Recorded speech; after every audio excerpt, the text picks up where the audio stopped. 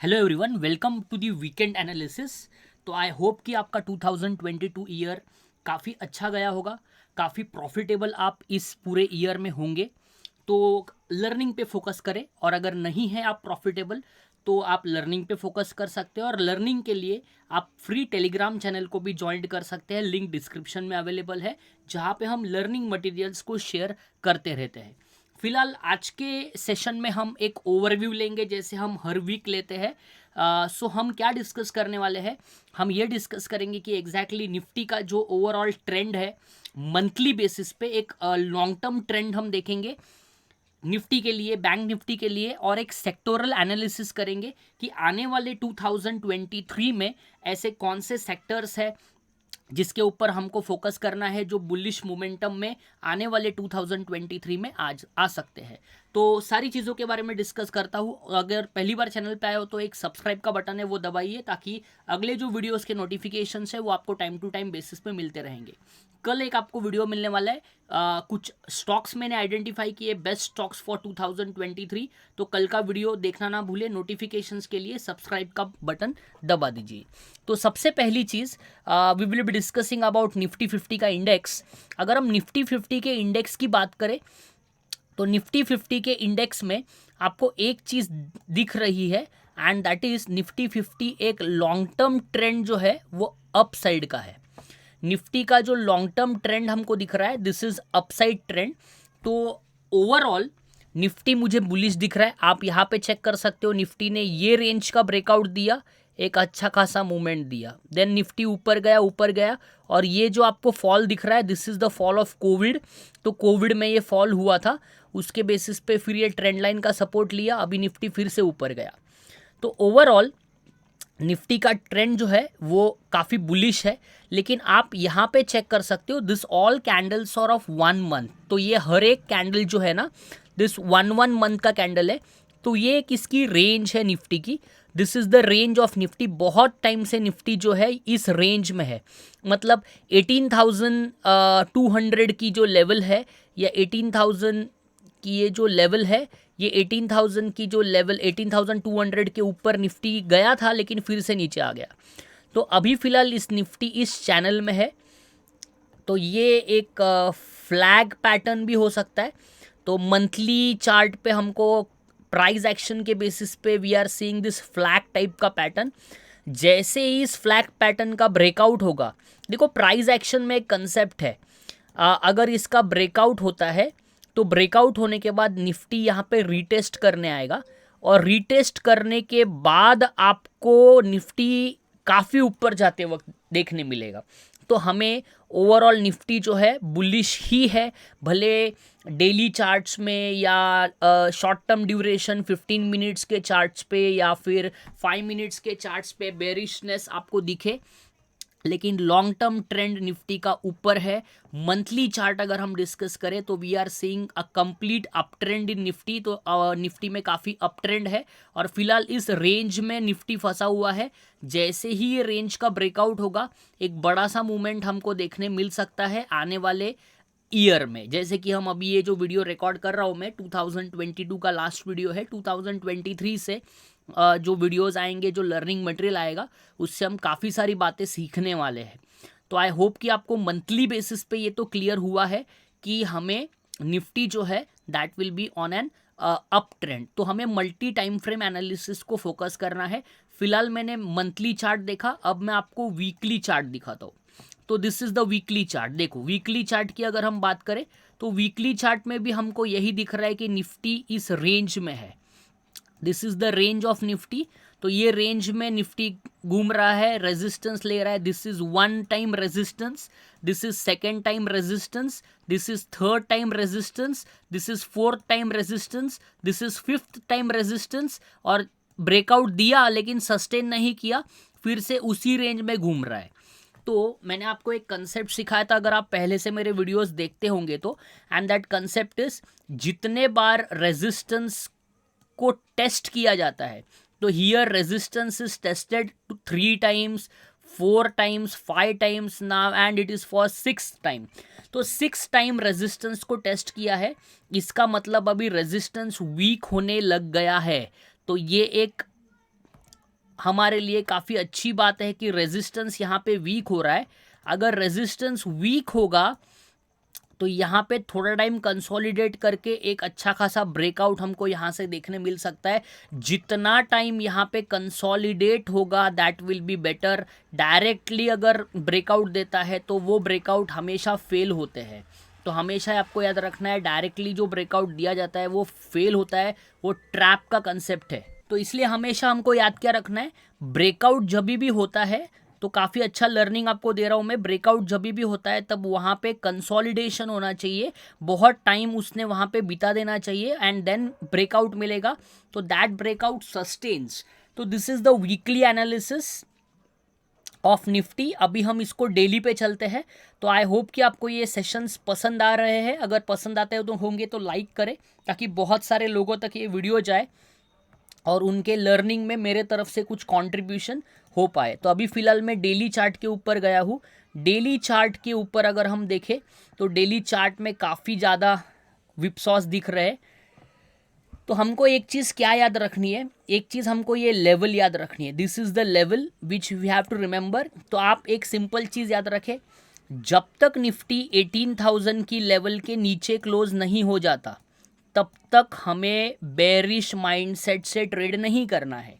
तो I repeat again, it's very simple, जब तक निफ्टी 18,000 से नीचे नहीं जाता तब तक हम बेरिश ओपिनियन से ट्रेड नहीं करेंगे। बाकी आपको जो पुट वाले ट्रेड्स है वो तो मिलते हैं शॉर्ट लेवल पे। देखो this was the resistance, this was the resistance. जैसे ही रेजिस्टेंस का ब्रेकआउट हुआ, मैं आपको जो कह रहा हूँ देखो ध्यान से, यहाँ पे हुआ है ब्रेकआउट हुआ, फिर यहाँ पे रिटेस्ट किया, फिर अप, फिर थोड़ा सा रिटेस्ट किया, फिर अप गया, फिर यहाँ पे सस्टेन नहीं हो पाया, यहाँ से सीधा डाउन डाउन डाउन आ रहा है। 18,000 के लेवल के नीचे गया, लेकिन बायर्स काफ़ी ज़्यादा एग्रेसिव हो गए बिकॉज जैसे मैंने आपको कंसेप्ट सिखाया है कि जो बार बार रेजिस्टेंस का काम करता है वो रेजिस्टेंस वीक होने लगता है, और जैसे ही उस रेजिस्टेंस को पार कर देता है तब वो रेजिस्टेंस सपोर्ट बन जाता है। जब रेजिस्टेंस सपोर्ट का काम करता है तो उसको हम क्या कहते हैं, उसको हम कहते हैं प्राइस एक्शन के कंसेप्ट में चेंज इन पोलैरिटी, बार बार बताया है। So whenever any resistance breaks it become support, and support बनने के बाद फिर उसको हम चेंज इन पोलैरिटी कहते हैं। अभी आप अगर देखो तो यहाँ पे निफ्टी ने ब्रेकआउट दिया, फिर यहाँ पे सस्टेन कर रहा है, यहीं पे है फिलहाल, यहीं पे है। तो यहाँ से अप साइड की जर्नी हमको जल्द से जल्द देखने मिल सकती है। हो सकता है कि थोड़ा टाइम इधर और बीताए एंड ऊपर की जर्नी हमको देखने मिले, लेकिन हमको एक ही चीज़ याद रखनी है कि हमको बेरिशनेस माइंड में नहीं लाना है, बिकॉज जब तक 18,000 से नीचे क्लोज नहीं होगा तब तक हम बेरिश ओपिनियन माइंड में नहीं लाएंगे। आई होप कि आपको ये एनालिसिस करने का तरीका समझ में आ रहा है। पहले हम मंथली चार्ट्स पे गए, फिर हम वीकली चार्ट्स पे गए, फिर अभी हम डेली चार्ट्स पे आए हैं। तो वीडियो थोड़ा लेंदी होने वाला है लेकिन काफ़ी सीखने मिलेगा आपको इसमें से, तो लास्ट तक बने रहे ताकि आपको सारी बातें क्लियर हो पाए। अभी बैंक निफ्टी में जाते हैं। ऐसे ही बैंक निफ्टी को सबसे पहले मैं मंथली चार्ट पे लेता हूँ। अगर हम बैंक निफ्टी का मंथली चार्ट देखें तो बैंक निफ्टी काफ़ी बढ़िया से ट्रेंड में है। अगर आप देखो तो बैंक निफ्टी जो है that is on up trend, तो बैंक निफ्टी भी अप ट्रेंड में है। लेकिन कंपैरेटिवली अगर हम निफ्टी के कंपैरिजन से बैंक निफ्टी की बात करें तो bank Nifty is already cross its resistance. तो ये बैंक निफ्टी का रेजिस्टेंस था। अभी देखो एक बहुत बढ़िया सा प्राइस एक्शन का कंसेप्ट आपको सिखाता हूँ। देखो यहाँ पे कंसोलिडेट किया, फिर यहाँ से एक मूवमेंट आया, यहाँ से एक ब्रेकआउट दिया, ब्रेकआउट देने के बाद फिर से यहाँ पे रिटेस्ट किया। अभी ये जो कंसेप्ट है ये अगर आपको समझ में आ गया तो बहुत पैसा बनाओगे आप। यहाँ से रिटेस्ट किया, अभी रिटेस्ट करने के बाद ऊपर की रैली आएगी, तो एंट्री कब करनी है, रिटेस्ट किया, देखो यहाँ से ये जो है लाइन यहाँ से ऊपर गया, रिटेस्ट किया, रिटेस्ट करने के बाद जैसे ही इसका हाई टूटेगा उसके ऊपर हम बाय करेंगे। तो that will be the best rally for bank Nifty. 1000 to 1500 points की रैली आपको देखने मिलेगी लॉन्ग टर्म में। थोड़ा रिटेस्ट करेगा, थोड़ा कंसोलिडेट करेगा, लेकिन अप ट्रेंड में ही है बैंक निफ्टी। काफ़ी अच्छा मोमेंटम में दिख रहा है बैंक निफ्टी। तो हम डिस्कस करेंगे कौन से सेक्टर्स है जिसके ऊपर आपको फोकस करना है। फाइन, तो ये था हमारा बैंक निफ्टी मंथली के बेस पे। बैंक निफ्टी वीकली के बेसिस पे देखेंगे। तो बैंक निफ्टी अगर वीकली के बेसिस पे देखे तो वीकली में थोड़ा सा नीचे आ चुका है, लेकिन ओवरऑल ये रेंज बैंक निफ्टी ने तोड़ी नहीं है। This is the range. आप अगर ये रेंज देखो तो ये एक सपोर्ट का काम कर रहा है।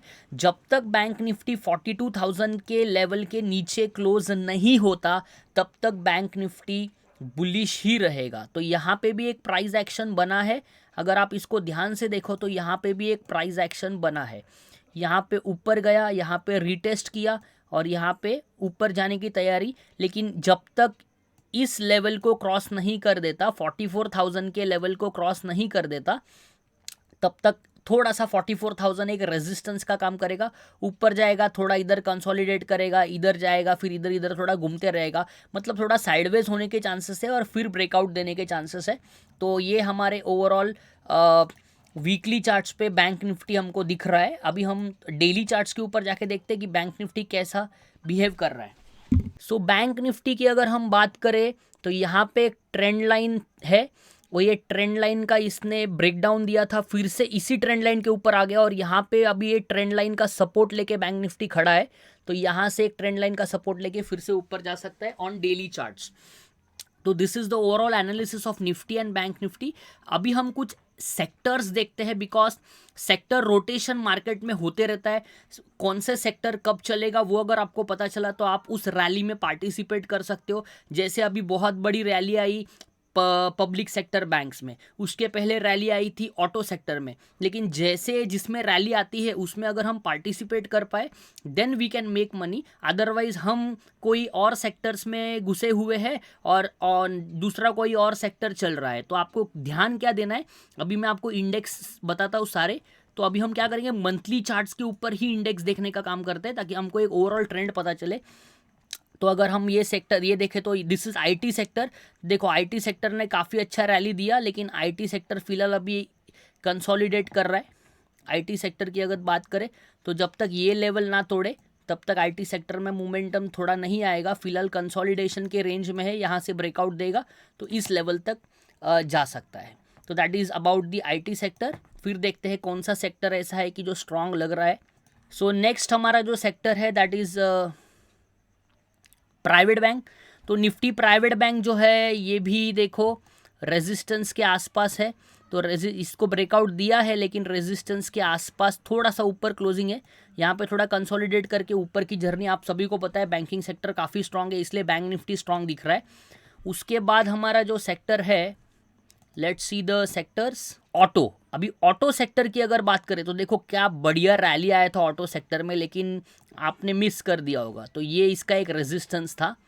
ये जैसे ही इस रेजिस्टेंस को ऑटो सेक्टर ने तोड़ दिया, वैसे काफ़ी अच्छा मोमेंटम में आया और अभी एक रेंज में फंसा हुआ है। और ये रेंज में फंसा हुआ है, फिर से उसके लेवल को टेस्ट करने के लिए आ रहा है। तो ऑटो सेक्टर फिलहाल मुझे ज़्यादा बुलिश नहीं दिख रहा है। थोड़ा टाइम कंसोलिडेट करेगा, साइडवेज हो जाएगा और नीचे आने के चांसेस उसके ज़्यादा दिख रहे हैं।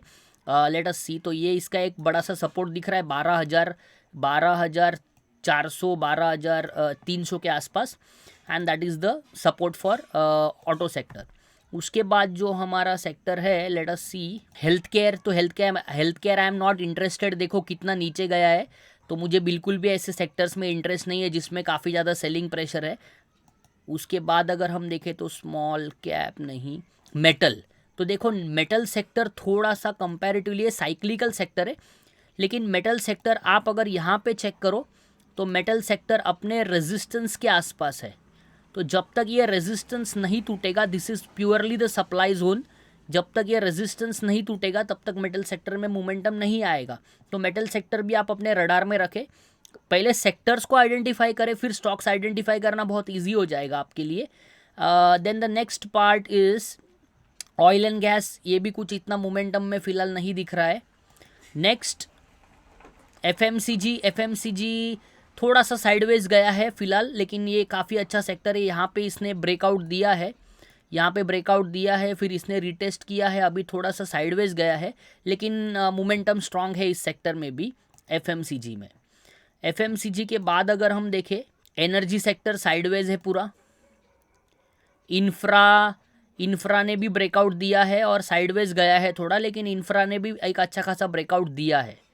फिर उसके बाद जो है reality sector, not interested. PSU bank, देखो कितना पैसा बनाया है इस सेक्टर ने, लेकिन ये रैली में बहुत लोग पार्टिसिपेट ही नहीं कर पाए। तो अगर हम ध्यान से देखें इसको, देखो PSU बैंक्स, देखो कितना ज़्यादा मोमेंटम में ये है, लेकिन अभी ये अपने रेजिस्टेंस के पास है। ठीक है, तो ये ध्यान रखना, यहाँ पे एक रेजिस्टेंस लिया, यहाँ पे एक रेजिस्टेंस लिया, यहाँ पे एक रेजिस्टेंस लिया, और यहाँ पे भी मंथली रेजिस्टेंस ही लिया है। सेलिंग प्रेशर आया है इस सेक्टर में। तो 1 resistance, 2 resistance, 3 resistance and 4th resistance. तो यहाँ से एक डायरेक्टली ब्रेकआउट देगा तो आई एम नॉट इंटरेस्टेड।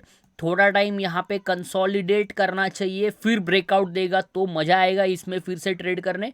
फिर इसका डायरेक्टली टारगेट ऊपर की लेवल तक जाएगा, 5500 के आसपास इसका एक हायर लेवल है, वहाँ तक जाने के चांसेस है। लेकिन फिलहाल PSU बैंक जो है अपने रेजिस्टेंस के आसपास मंथली लेवल पे ट्रेड कर रहा है। मंथली रेजिस्टेंस बहुत बड़ा रेजिस्टेंस होता है जो तोड़ना इतना ईजी नहीं होता है। तो ये भी सेक्टर आप अपने वॉच लिस्ट में ऐड करके रख सकते हैं ताकि आपको पता चले। सो आई होप कि आपको ये सेक्टरल एनालिसिस अच्छा लगा होगा। तो this is the analysis which we have done for today. We have done with Nifty 50, we have done with bank Nifty, and एक overall multi time frame analysis कैसे करते हैं वो मैंने आपको सिखाया है। आई होप कि आपको ये वीडियो से कुछ सीखने मिला है। अगर सीखने मिला है तो वीडियो को लाइक करके अपने फ्रेंड्स में शेयर करें, और चैनल को सब्सक्राइब करना ना भूलें, बिकॉज ऐसे ही वीडियोज़ आपको इस चैनल पर मिलते रहेंगे। Thank you very much and wish you all happy new year 2023। आपका 2023 काफ़ी प्रॉफिटेबल हो और काफ़ी अच्छा पैसा आप स्टॉक मार्केट से बनाओ। Thank you, bye bye, take care.